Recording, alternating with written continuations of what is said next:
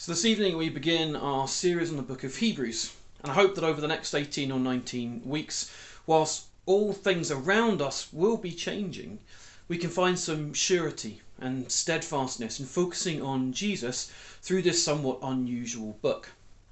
Why is it unusual? Well, there's a couple of reasons. Firstly, we don't know for sure who wrote it. Unlike most of the other letters in the New Testament, it's not been signed, nor do we have a clear tradition as to who the author might be. Many have assumed that it is Paul.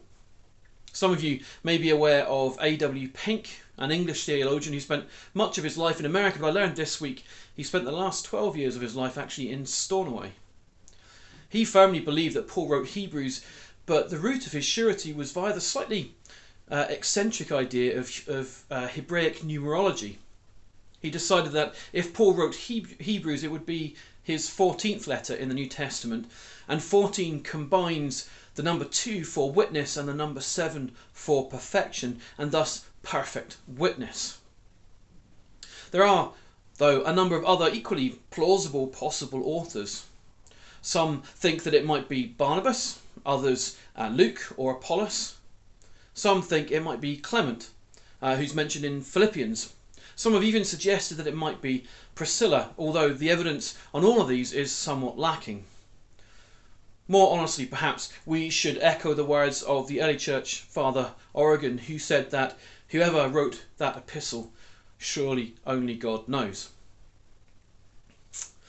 The other unusual feature of this book is that it doesn't read like a letter. Whilst there are some closing greetings, there isn't the usual introduction, which has led to some people speculating that it might actually be a sermon. Indeed, if I were to simply read it out from beginning to end this evening, I have no doubt that it would serve that purpose wonderfully because of the way it has been constructed. So what do we know about this book? Well, most people agree that it was written primarily to Jewish Christians. And again, most people agree that it was written somewhere between 60 and 70 AD. And this is important because this was a time of quite intense persecution and political unrest leading up to the siege and eventual sacking of Jerusalem in AD 70, which included the destruction of the temple. Many commentators believe it was written to the church in Jerusalem itself, although there is a growing belief that it was written to a church in Italy, possibly even Rome. Now, rather than go much further into the background and structure of the book myself, I thought that actually we'd be better off watching a video. I don't know if any of you are aware of the work of the Bible Project, but I found them extremely helpful in outlining books and themes in Scripture.